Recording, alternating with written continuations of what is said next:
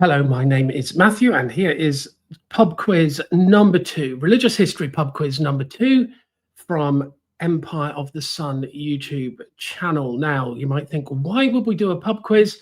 Why would we do something like that? What is the point? Well, much like a used to be well-respected corporation from Britain, which is quite famous for broadcasting, I think it's quite important with religious history to inform, so we can learn stuff, and I can tell you stuff, we can educate, so we can actually know more things at the end, and we can entertain, we can have some fun whilst we do it. Today's pub quiz is slightly different. There's going to be 20 questions based on this book. I have an edition published in 1814.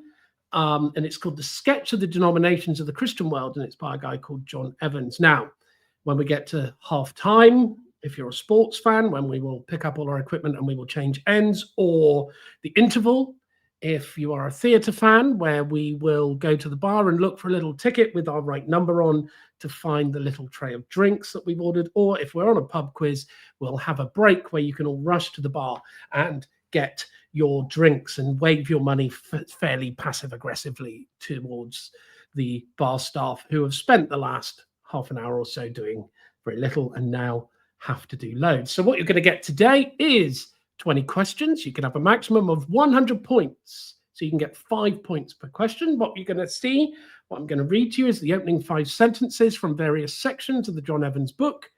And you have to guess what the denomination, the sect, or the belief system, or even the person is. Now, if you get it after the first sentence, you can have 5 points. Get it after the second, 4, third, 3, and then 2, and then 1. Now, not everything in this and what I've included is technically a denomination, and the answers will be revealed at the end of each question. Now, I don't mind how you play this. I would play it that I can change my guess after every time, but the choice is entirely yours, because we are here like that corporation to inform, educate, and entertain. Hopefully, Empire of the Sun will have a more chilled out day than that particular group of people. Now, denominations, some say there are 45,000.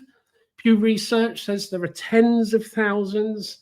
Here's my take. The first thing I want to inform you, which you can take or leave, to be honest, is I think there's probably a few hundred, which is almost a few hundred more than the Vatican might tell you there is. They might tell you there's one, but I think there's probably a few hundred.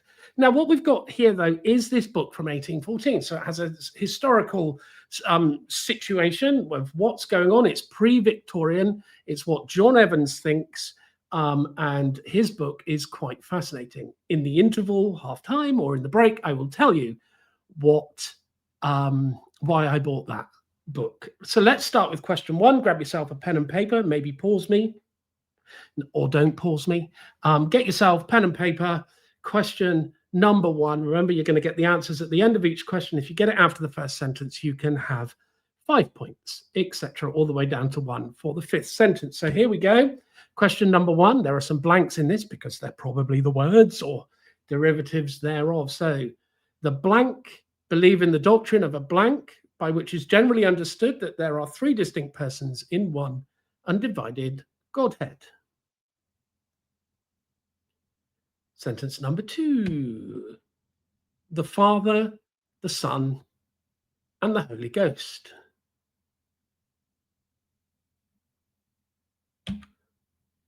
The word blank is not to be found in the Bible, but is a scholastic term derived from the Latin word trinitas, there might be a clue, denoting a threefold unity, and was, some say, introduced into the church during the 2nd century. Now for 2 points. Calvin himself reprobates the term as being barbarous and of human invention.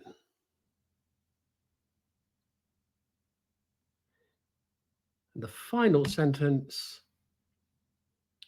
The learned entertain such various and contradictory sentiments respecting this mystery that it is difficult to know whom the term blank is justly applicable. So between 5 and 1 point, or even no points if you didn't get it, but the answer to that is the Trinitarians. How are you doing? Right, question number 2. The doctrine of blank respects the nature of the human soul and the peculiar mode of its existence.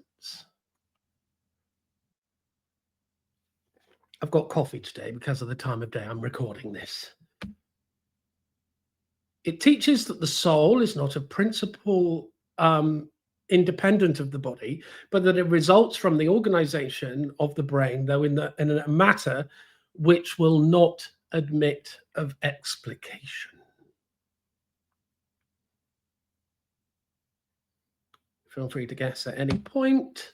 The doctrine is thought by its advocates to be not only more philosophical, but to point out more fully the necessity and value of a resurrection from the dead.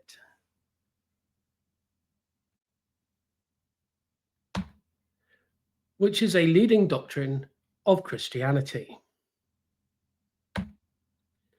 And they contend in this alone, the sacred writings, 1 Corinthians 15, 16, 32, etc., build all their hope of a future life. This is, here comes the answer, they are the materialists.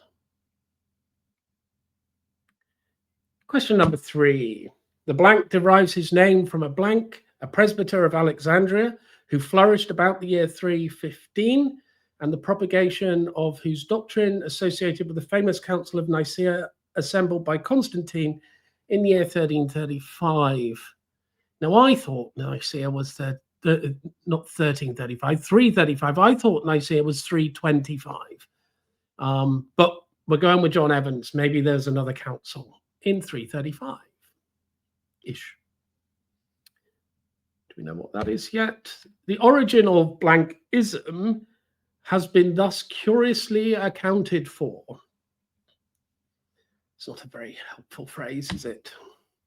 Alexander, Bishop of Alexandria, discoursing one day to curiously concern the doctrine of the Trinity and unity in the presence of his presbyters and the rest of his clergy, blank, one of the presbyters supposed his bishop to advance the doctrine of Sabellius, and disliking that, he went into a directly opposite opinion.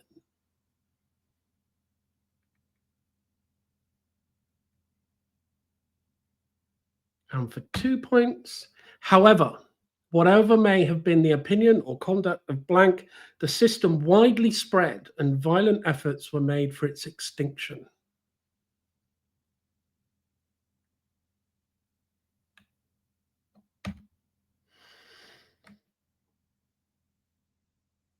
I've lost. Okay, it was for a time in the East the reigning religion. And the answer to that, question number 3, is the Arians. So Arius or Arians, you are free as you like. Question number 4. The blank reduces the 3 persons in the Trinity to 3 characters or of relations. This has been called by some a modal Trinity, and the persons who hold it modalists. Blank, the founder of the sect, espoused the doctrine in the 3rd century. Feels like another ancient heresy, right? Okay. Of his tenets, the accounts are various. Cheers, John. Thanks, Mr. Evans. Reverend Evans, you have been very helpful.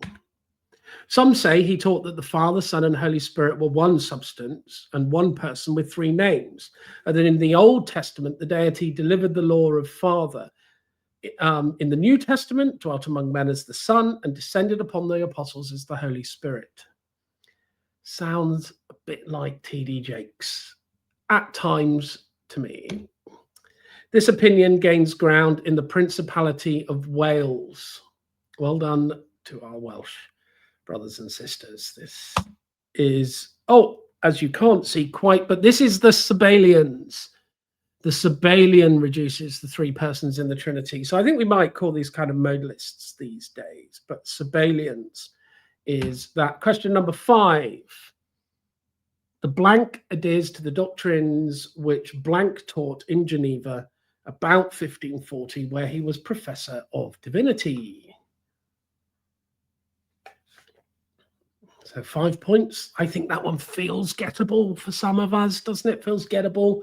That one there. Right, the next one. His real name was blank, but putting the blank to his commentary on Seneca, published in Paris in 1532, he was thence denominated blank.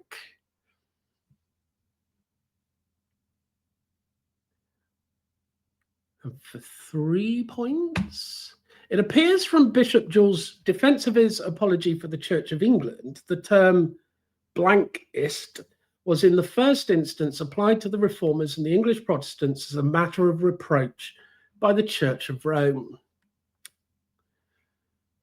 So maybe sort of some kind of insult, perhaps. And for 2 points, the tenets of blank are predestination, original sin, particular redemption, irresistible grace, and the perseverance of the saints.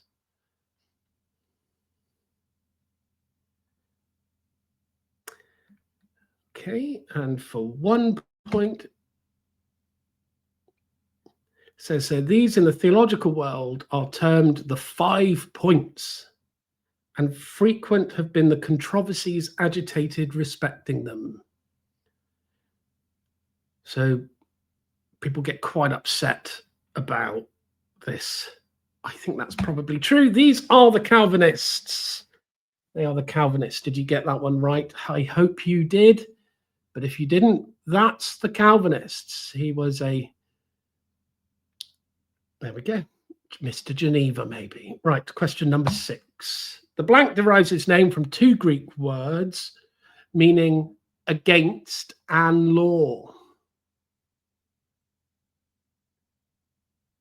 You are to ignore all my typos. One of the problems with these old books is you actually have to type them in, because if you try and use any form of AI software, I think because of the yellowing and the gaps between letters and the inconsistency of print and ink, it never quite works.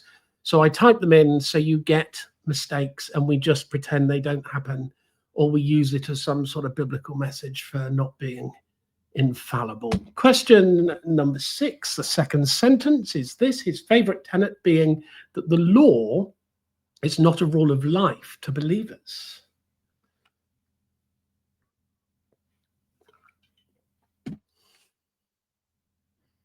And for 3 points, it is not easy to ascertain what he means by this position. It does strike me that John Evans is not a fan of this. As I read the book more and more, he seems to be not a fan of things that are unclear. And he seems to be quite scientific in his approach. He likes to be very precise. So he seems to carry the doctrine of the imputed righteousness of Christ and of salvation by faith without works to such lengths as to injure, if not wholly destroy, the obligation to moral obedience.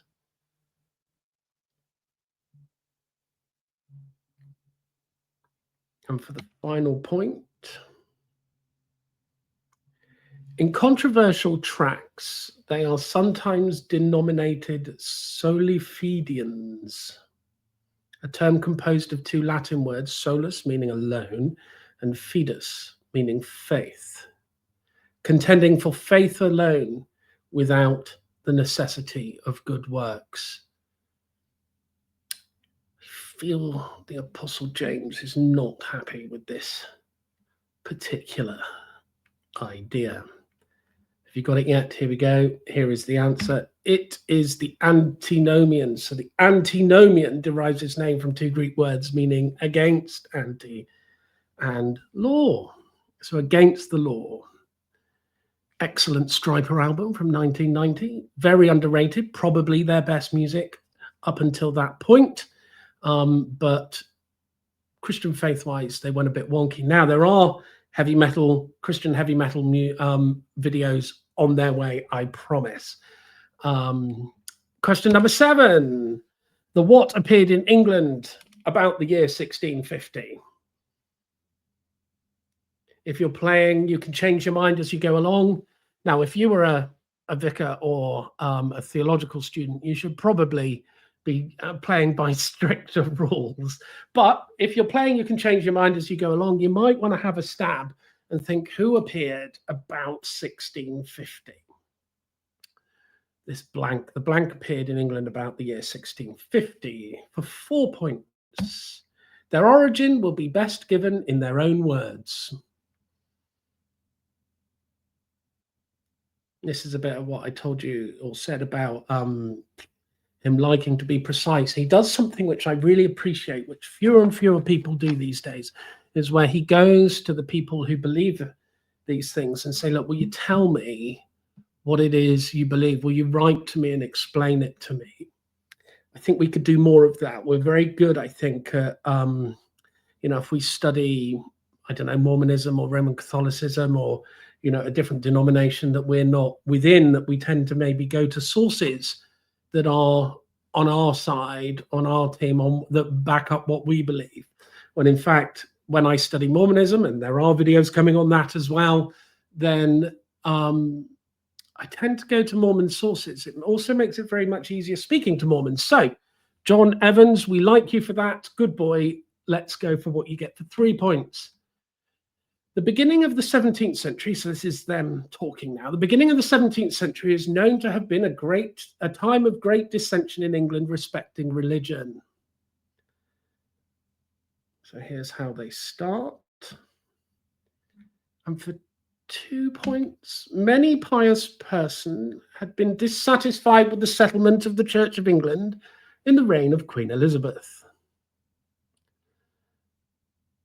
Notice how the first 2 sentences there are trying to justify their position. They're not really telling you what they believe, but they're telling you why it happened, why they appeared in around 1650. And for 1 point, various societies of dissenters had accordingly arisen, some of whom evinced their sincerity by grievous sufferings under the intolerance of those who governed church affairs. Who are they? Just give you a few more seconds. I'll have a sip of coffee. I don't know if we've learned masses, but let's see. They are called the Quakers. And we find as the Industrial Revolution begins, lots of families are Quakers, particularly the ones near where I live. I live not too far from Ironbridge, and there's a couple of Quaker houses, and they still have Quaker meetings in the houses. So the Industrial Revolution, the start of the Industrial Revolution in the whole world happens in Ironbridge, and a Quaker family and several other Quakers and such like are at the heart of it. Separating society from religion, as I was telling someone earlier today, is a very poor way to understand history. If we want to understand this country of Britain and England and America and Australia, if we want to base it, and Europe, if we want to understand mainland Europe, if we want to understand the Western world, we need to understand Christianity. If we want to go further east, we need to understand Orthodox Christianity, and then we need to understand Islam, and then we need to understand Hinduism and Sikhism. And we like just having an understanding of religion means that you can find better developments in understanding of our history. Anyway, I won't rant about that. We are in a quiz. Question 8. This body of Christians have been usually denominated papists.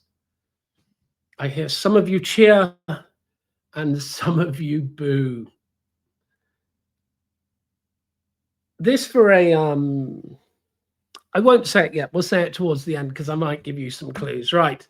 This is an appellation derived from them in consequence of their acknowledging the supreme spiritual supremacy of the Bishop of Rome, who for many centuries was distinguished in the Western Church by the denomination of Pope, and from their remaining in his communion, contradistinguishing themselves from Protestants, who are so called from their protesting against his supremacy. So those who are Protestants are protesting this guy, the Pope, the Papists.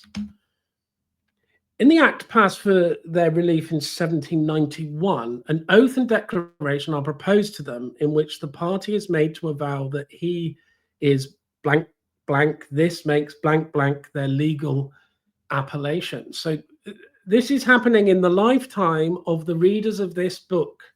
So this is 23 years before this book was published, and I've got a later edition of this book. So before this edition was published, so I have so this is happening, this is a live contemporary issue to John Evans readers.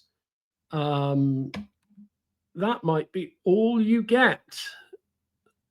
I think that's all you get. This makes blank, blank their legal appellation. There we go. So you can have, there's a bonus screen for you there. So you might get 2 points, but having seen all of it, who are these people?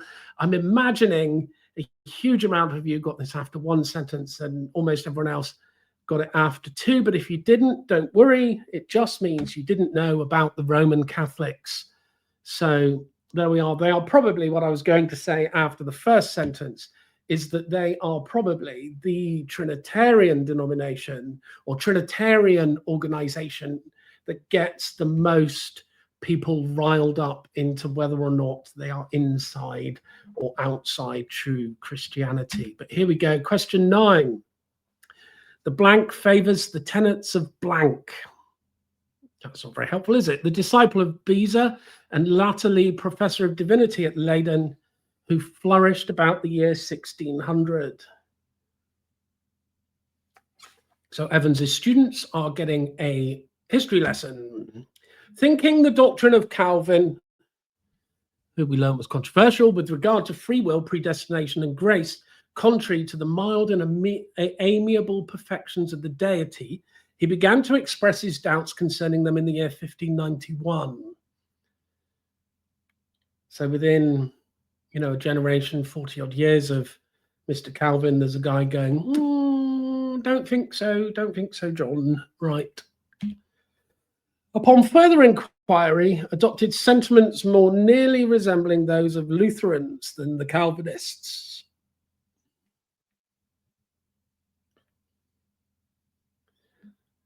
So those that might say the Reformation is united, there seems to be a Luther-Calvin sort of divide by some people who aren't happy with Calvin. After his appointment to the theological chair, Leiden, he thought it his duty to avow and vindicate the principles which he had embraced, and the freedom with which he published and defended them exposed him to the resemblance of those that adhered to the theological system of Geneva. So he was quite vocal about this for 2 points. Who was that? And finally, for 1 point, the controversy thus began in the lifetime of blank, ended not with his death, and for a long time roused the violence of contending passions.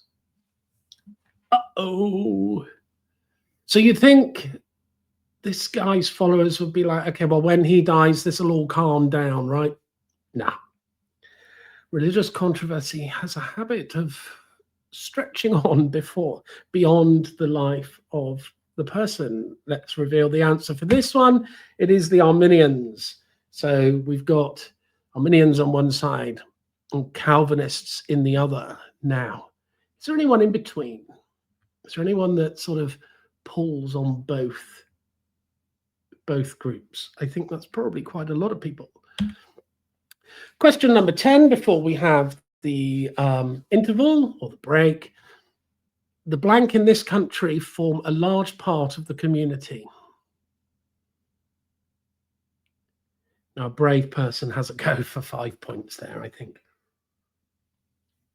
We don't have a lot of information, do we? For 4 points, in the year 1729, they sprang up in Oxford, where Mr. Morgan, who soon after died, and under Mr. John Blank.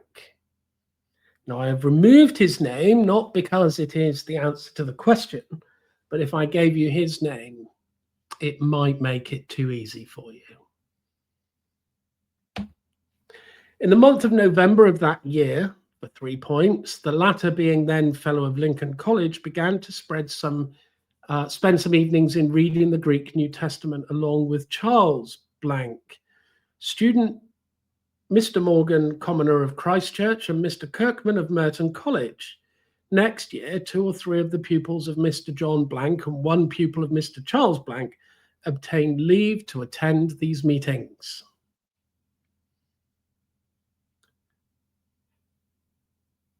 Evans likes his long sentences, right? I mean, look at that. Look at that in the black print. That is one sentence.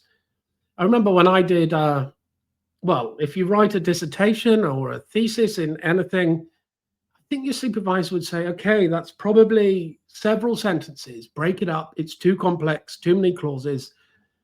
But Mr. Evans did, John Evans did what John Evans did. For 2 points, 2 years after, they were joined by Mr. Ingham of Queen's College, Mr. Broughton of Exeter, and Mr. James Hervey. And in 1735, they were joined by the celebrated Mr. Whitfield, then in his 18th year.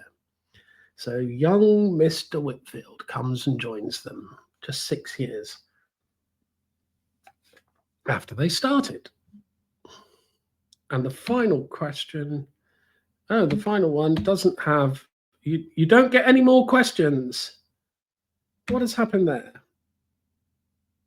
Anyway, you can have 2 points if you've got it there, because I think the final sentence didn't fit on the screen, so there are no more. But the answer, as I'm sure you've seen, is the Methodists. So the Methodists, so it's Mr. Morgan, so it's the Wesleys, all happens around Oxford. So it's worth bearing in mind that 100 years later, Oxford and Christchurch in Oxford begins the Oxford movement in the 1830s.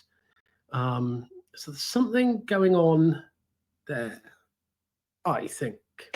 So here we have reached a break, and here's my actual copy of the book. It is an 1814 edition. You will see it there. And because of the sort of Welsh nature of this, I have put it on a Welsh blanket to take the photo. So that's just the title page. So it's called The Sketch of the Denominations of the Christian World. It's also called loads of other things, like these people were very prone to having 100-word titles. So John Evans was born in Wales in 1767 and he died in 1827. So that's why it's on a Welsh blanket. He was a Baptist minister, but also an educator. And so what he did was he ran this little private academy in Islington.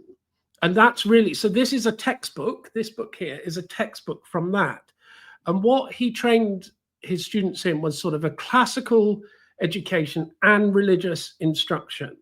Now, he wasn't, as you can probably tell from him writing a book about all these denominations, he wasn't averse to a bit of pluralism, I suppose. And he was really a true religious pluralist and a result of the Toleration Act and about 100 years previous.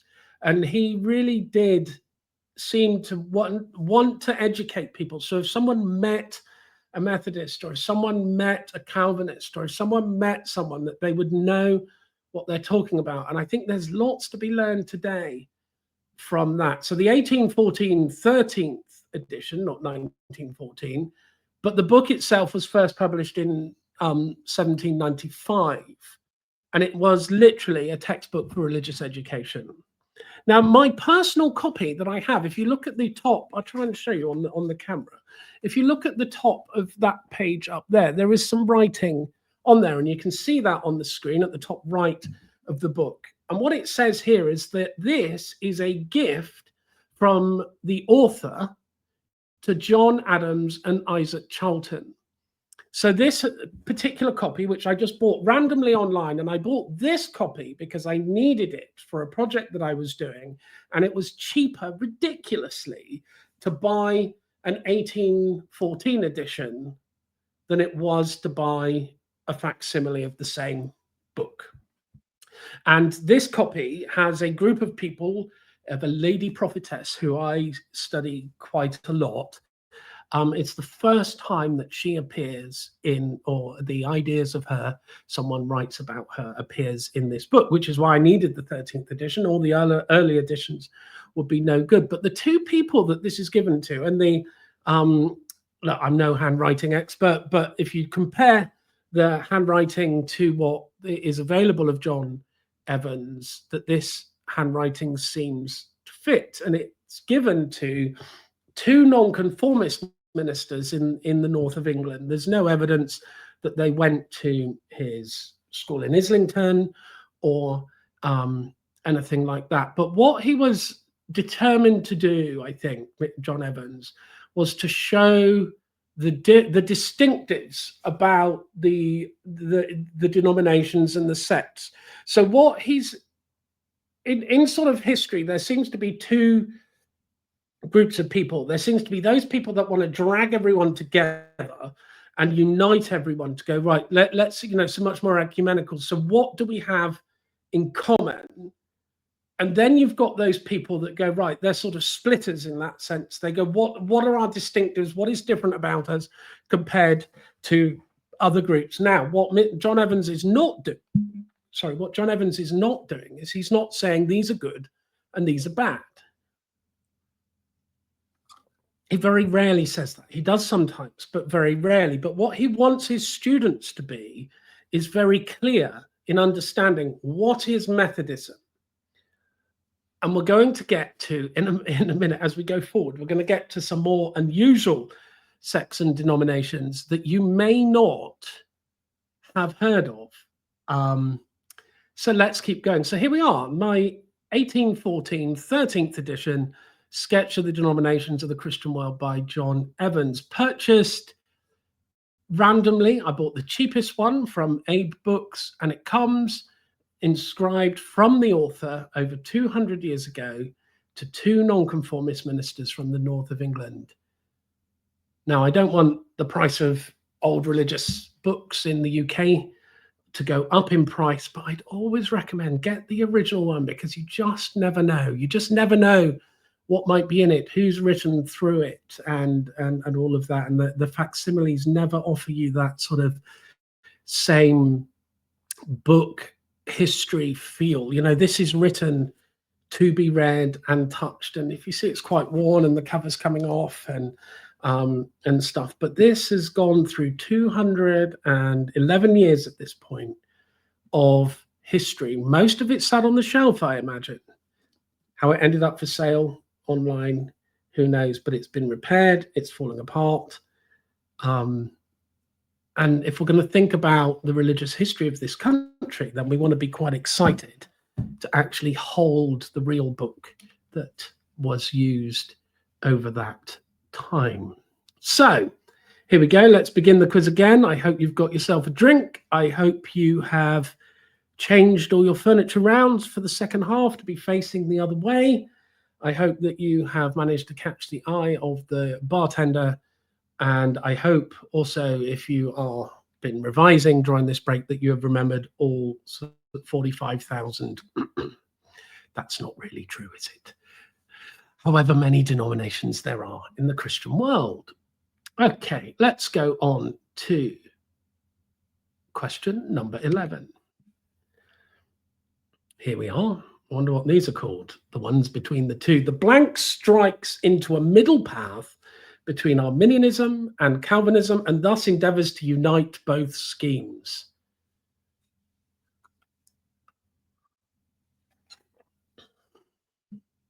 And for 5 points, look at this sentence. What is wrong with the guy? With the Calvinist, he professes to believe that a certain number determined upon in the divine councils will be infallibly saved. That would do.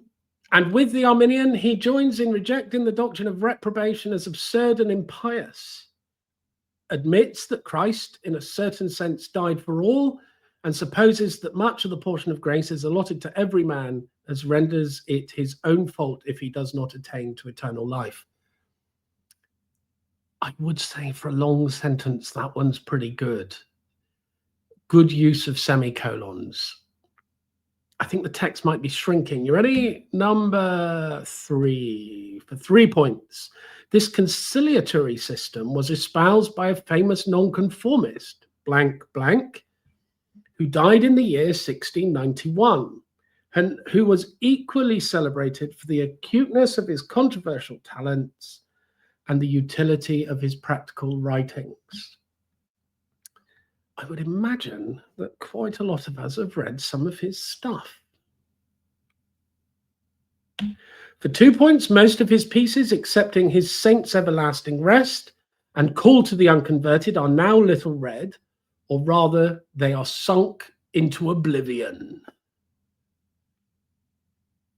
So these two remain, everything else is gone. That's not true anymore, and we can thank a particular publisher for that, I believe.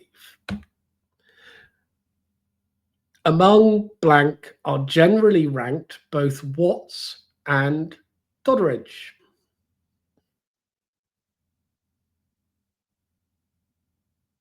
And they are the Baxterians, Richard Baxter.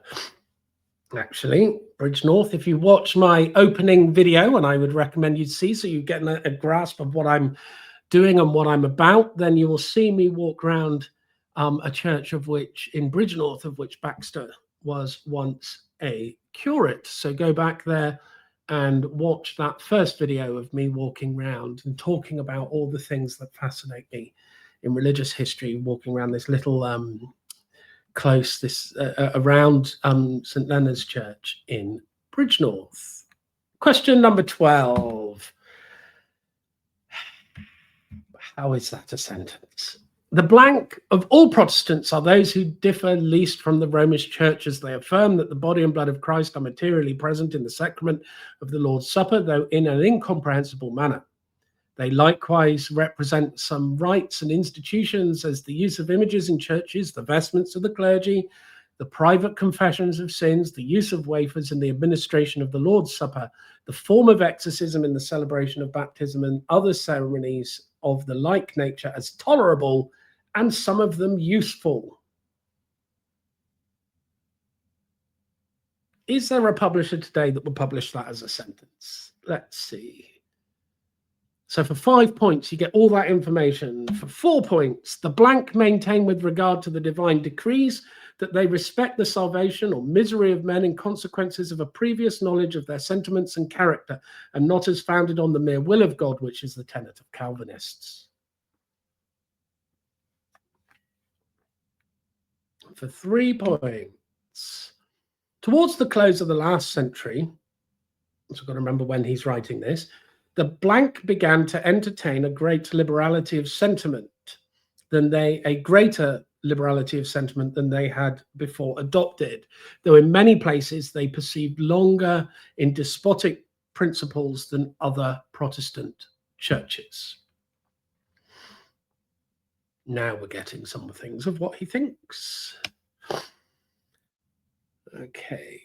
Their public teachers now enjoy an unbounded liberty of dissenting from the decisions of those symbols of creeds, which were once deemed almost infallible rules of faith and practice, and of declaring their dissent in a manner they judge most expedient.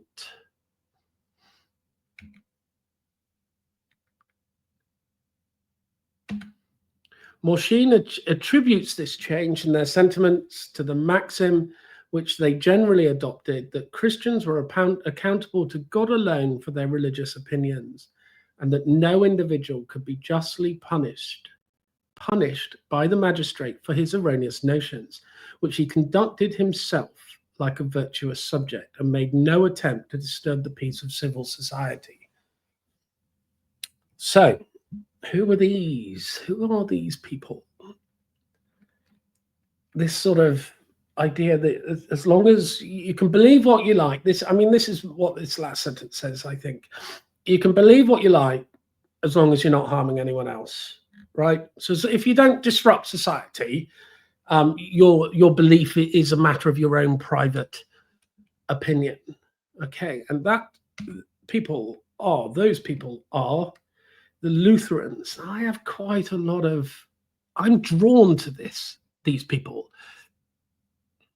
There's something in it, isn't there? I think there's something in the way that the Protestant church today has overreacted to the problems of Rome or the things it doesn't like about Rome. And I think that sort of faith and works is a really, really good example.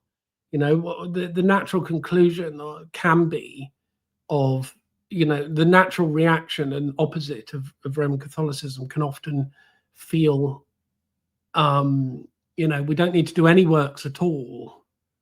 But obviously that's not true either. So I wonder if Lutherans hold an interesting sort of middle ground position, which may be a good thing. Question number 13. The blank are supposed to have arisen under Nicholas Louis, Count of Zinzendorf, a German nobleman who died in 1760.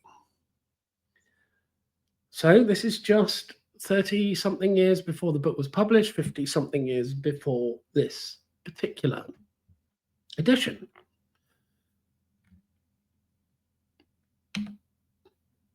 They were also called Herrnhuters from Herrnhuth, the name of the village where they were first settled.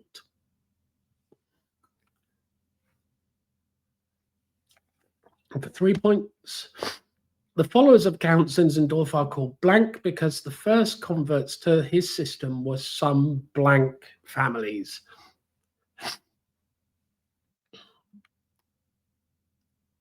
And for 2 points, the society themselves, however, assert that they are descended from the old blank and the Bohemian Brethren, who existed as a distinct sect 60 years prior to the Reformation. So Evans thinks they're a bit newer. They think they're a bit older. That again is something worth thinking about in religious history, isn't it? Everyone's trying. There's kind of two schools of thought. You're either trying to get your denomination and movement as a move of God out of nowhere, and that, you know, God's doing a new thing, or you're trying to hook yourself onto a historic branch of Christianity that may or may not be connected to you, may or may not even have existed. So these people, it strikes me that Evans thinks these people began in the 18th century, but these people would like to think that they began in the 15th century.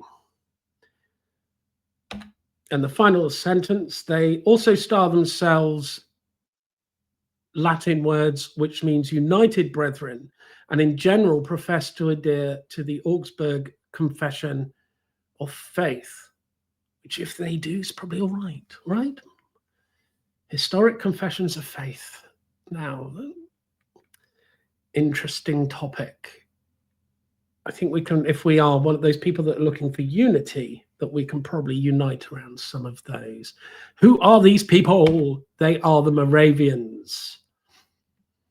They are the ones where Wesley meets some Moravians, and there we are. So that's where they come from, a sort of Germany. Question 14. Originally, the singular practice of blank during the time allotted for religious worship and instruction was confined to the people called Methodists in Wales and followers of Harris, Rowland, Williams, and others known in England by appellation of the evangelical clergy.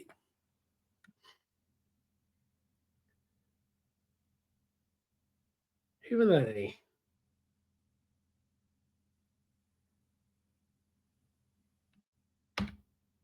The practice began in the western part of the country about the year 1760. I don't think it's got anything to do with Zinzendorf's death in about 1760, but here we are. And for 3 points, It was soon after defended by Mr. William Williams, the Welsh poet, as he is sometimes styled, in a pamphlet which was patronized by the abettors of blank in religious assemblies, but viewed by the seniors and the grave with disapprobation.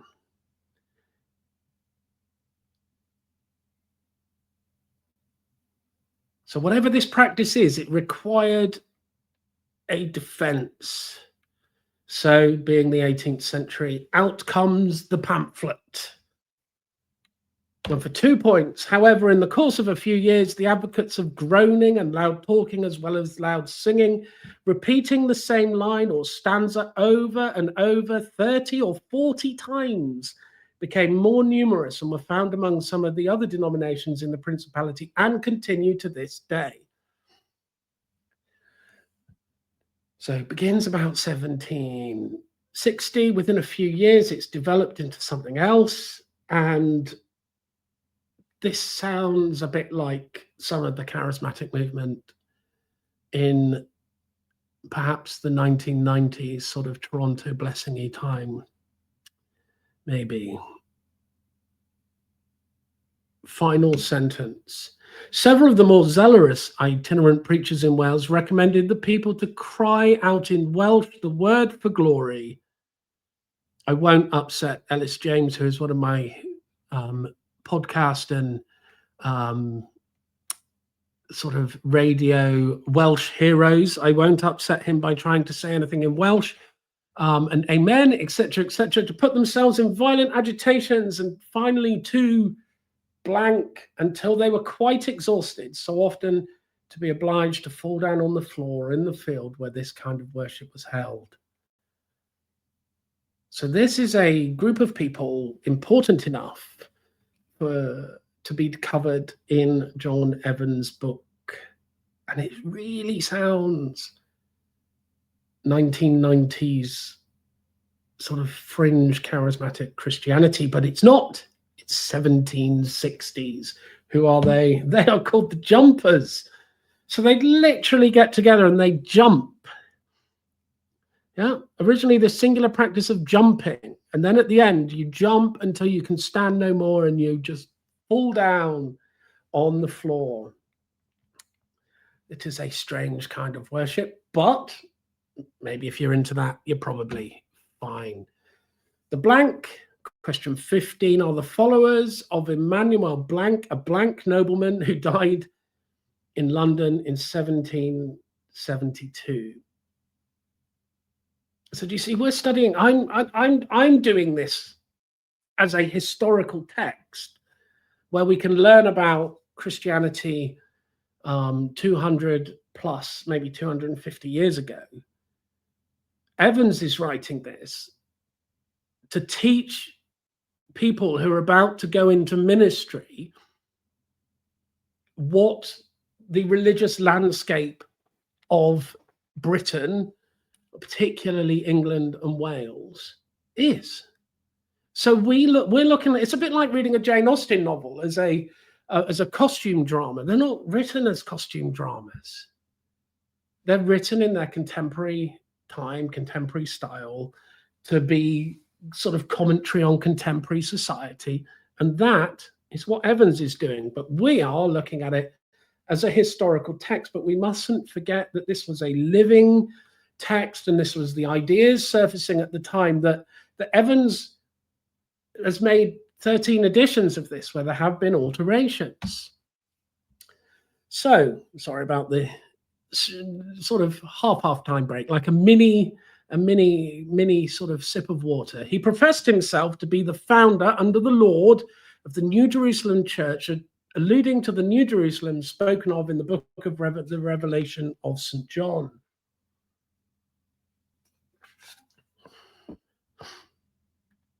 And for 3 points, his tenets, although peculiarly distinct from every other system of divinity in Christendom, are nevertheless drawn from them. He asserts that in the year of 1743, the Lord manifested himself to him in a personal appearance and at the time opened his spiritual eyes so that he was enabled constantly to see and converse with spirits and angels.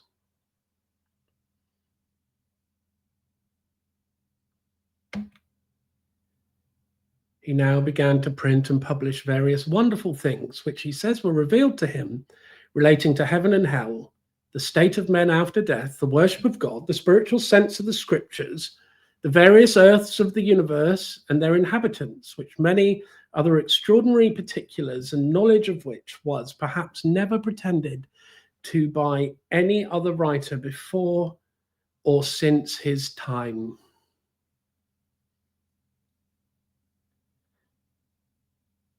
This one got more and more extreme as we went through it, didn't it? Right? Okay, so who is this? What is this? These are the Swedenborgians, influence on William Blake, people like that. So Emanuel Swedenborg is a Swedish nobleman who died in 1772. And a post-Enlightenment idea of all this sort of personal revelation, constant communication, with the Lord, constantly communicating with him, new messages, new ideas. And you're just like, what?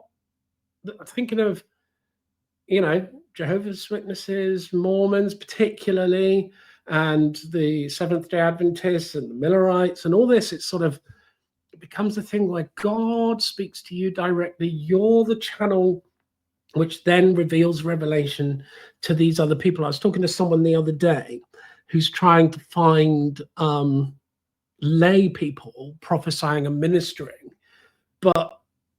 and how early that goes back. But it's very hard to find anything before the Welsh revival. It's very hard to find anything really before World War II, because these things are very much controlled from the front. So here we are, Mr. Emanuel Swedenborg is having these revelations, and he's telling people these revelations. He's not expecting someone else to have the revelations so much. It's that he has the revelations. And Joseph Smith has the same thing. Mormonism is founded, and now we can talk about Mormonism quite freely because it's not founded until 1830.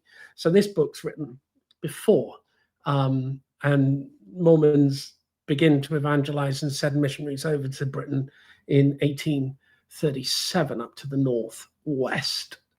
But this is it. There's something going on in the religious landscape from the late 18th and into the 19th century, where this perhaps the results of the Enlightenment, this personal interpretation, personal visitation, personal messages are really, really, quite a thing. But they're done to the leaders of the denominations. And maybe we see, those of us that might think, or people that think, well, the charismatic movement and God stopped speaking and stuff, and we don't see any of that until maybe the 1960s with the charismatic renewal. But here we are, we're going through these things. We've seen the jumpers, we've seen the Swedenborgians, that there is this enthusiasm and this new revelation. Here we go. An American gentleman, question 16, for 5 points, into whose hands the sketch was put by a worthy relative of mine, kindly presented me with a volume whence I had attained certain interesting particulars respecting the blank.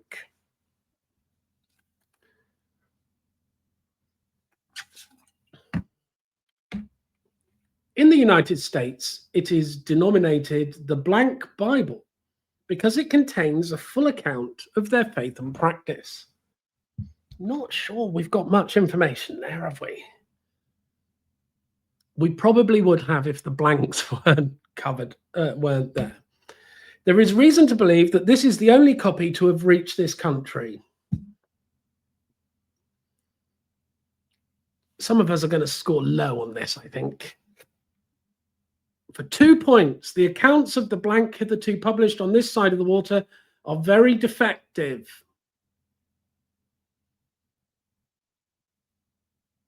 We're going to be able to get this even for 1 point.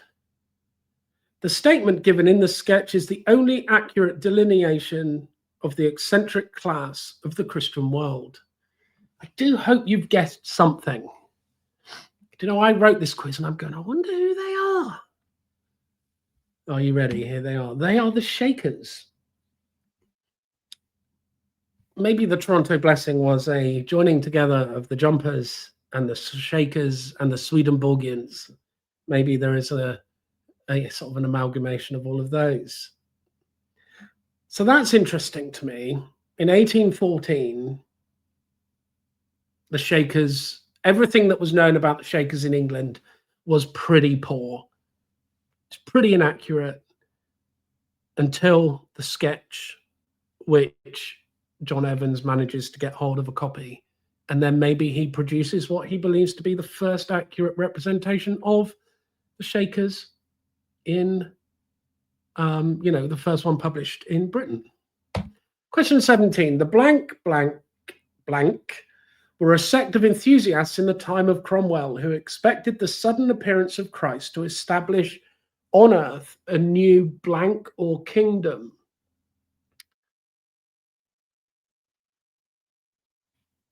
See, these people have a feel of a sort of group of people in at the end of the 18th century. So again, it's sort of quite Swedenborgian and other things, which I can't say because we might be coming to them. And then even into the 1980s. So that's sort of sudden appearance of Christ, premillennial Christ to set up his kingdom. This is someone who I know is has often asked me about this group of people. In consequence of this illusion, some of them aimed at the subversion of all human government. I make no comment about the state of our human governments.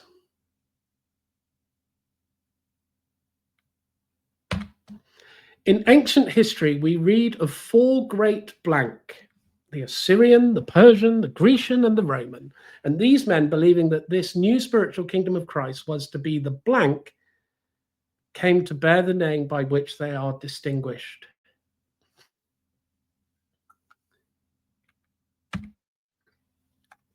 Burnet's History of His Own Times has this brief account of them.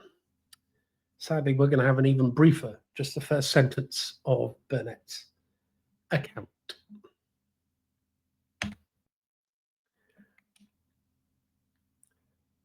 One Venner thought it was not enough to believe that Christ was to reign on earth and to put the saints in possession of the kingdom, an opinion they were all unspeakably fond of, but added to this that the saints would take the kingdom themselves. Who are those people? This one's a bit, if you know, you know. They are the Fifth Monarchy men, or the Fifth Monarchists. So the Fifth Monarchy men were a sect of enthusiasts in the time of Cromwell who expected Christ to appear suddenly to come and set up his basically his monarchy or kingdom here on earth. And basically, in order to do that, they decided we've got to go and ruin the government for ourselves, or for Christ, maybe. Question 18, don't worry, we're nearly there, 3 to go. The author here we go, this is a bit of a preamble. The author, having been frequently applied to respecting the opinions of blank blank, has procured from a literary gentleman who is attached to her cause the following communication. This is why I bought the book. This is the first time these people appear in this book, and there is a video coming where I'm out and about talking about this particular thing. I find this fascinating.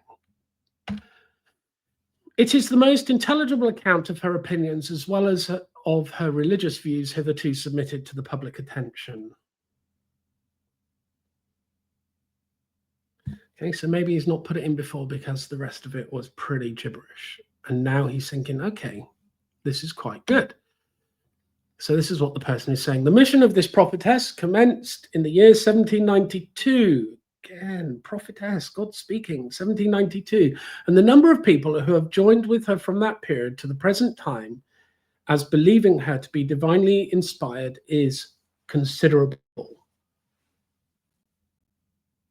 I have to stop myself from saying extra things. It is asserted that she is the instrument under the direction of Christ to announce the establishment of his kingdom on earth, fifth monarchist maybe, as the fulfillment of all the promises in the scriptures and of that prayer which he himself gave to his followers, and more particularly of the promise made to the woman in the fall, through which the human race is to be redeemed from all the effects of it in the end. It's hard not to tell you more things. And here we are. We are taught by the communication of the Spirit of truth to her, often in poetry. Don't say that the 7 days of the creation were types of the 2 periods in which the reign of Satan and of Christ are to be proved and contrasted. Satan was conditionally to have his reign tried for 6,000 years, shadowed by the 6 days in which the Lord worked, as his spirit has striven with man, while under the powers of darkness, but Satan's reign is to be shortened for the sake of the elect, as declared in the gospel, and Satan is to have a further trial at the expiration of the 1,000 years for a time equal to the number of days shortened. Okay. You following that? I can't believe someone like Ken Ham is happy with this. Can you? The answers in Genesis, young earth creationist people. So there's 2 types, 2 periods, presumably using, are we using Bishop Ussher's 4004? Is that before this? Who knows? But 6,000 years of Satan, 1,000 years of Jesus. That is Joanna Southcott. The Southcottians are a fascinating people. A daughter of sort of farm laborer. Suddenly God speaks to her in strange verse in 1792, and there are rumors that up to 100,000 people were following her at the time of her death. There's murder accusations from her followers. There are accusations of trying to sell their way into being the 144,000 sealed. It's all very interesting. And the video that's coming is some of the things that happened in South Somerset, where I'm initially from and grew up. Number 19.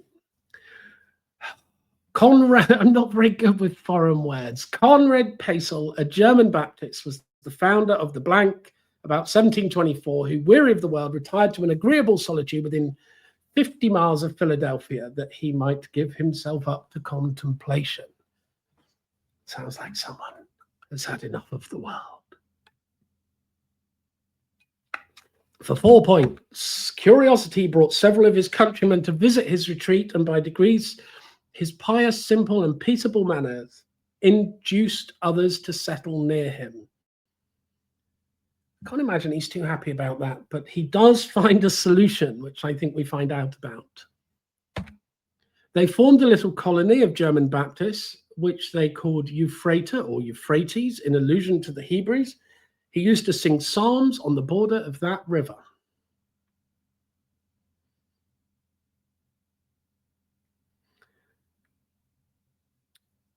This is an introvert's dream. The little city forms a triangle, the outside of which are bordered with mulberry and apple trees, planted with great regularity. A very introverted, organized community. And for 1 point, in the middle is a very large orchard, and between the orchard and these ranges of trees are houses built of wood 3 stories high, where every blank is left to enjoy the pleasures of his meditations without disturbance. So, German Baptist Conrad goes to be on his own 50 miles from Philadelphia. People join him, but they all live in separate houses and get on with their separate lives around this very beautiful orchard. And no one disturbs them. These are called the dunkers. These are increasing jumpers, dunkers, shakers. It is beginning to sound more and more like a group of Terry Pratchett novels. The final question is this. The blank are those who believe that Christ will reign personally on earth for 1,000 years and take their name from the Latin blank 1,000, has a direct allusion to the duration of this spiritual empire. For 4 points, the doctrine of the blank or a future paradisical state of the earth, says a monthly reviewer, is not of Christian, but of Jewish origin.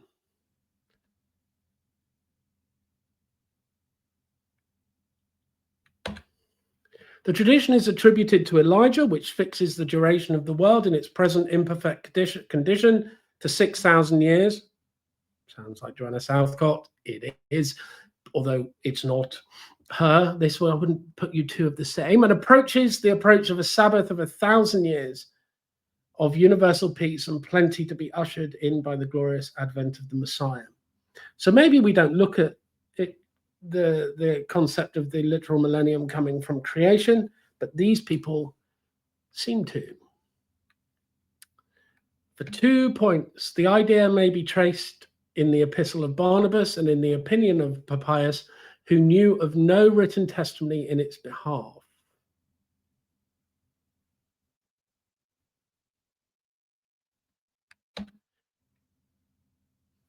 It was adopted by the author of the Revelations, by Justin Martyr, by Irenaeus, and by a long succession of the fathers. So it's worth noting this is not new. This is not new. Who are these people? They are the millenarians. So actually it is the millenarian groups that rise up at the end of the 18th and into the 19th century.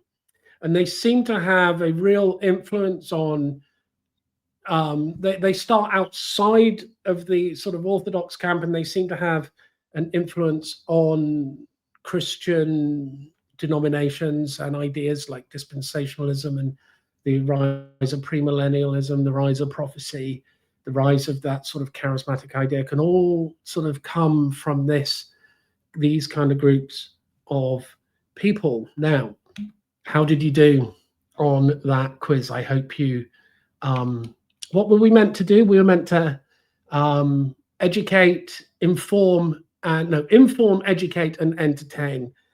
Hopefully there was a small smattering of some of that. Now, do watch the introductory video, do subscribe to the channel. I would really be grateful if you did. And if you want to contact me, my email is matthew@empireofthesun.com.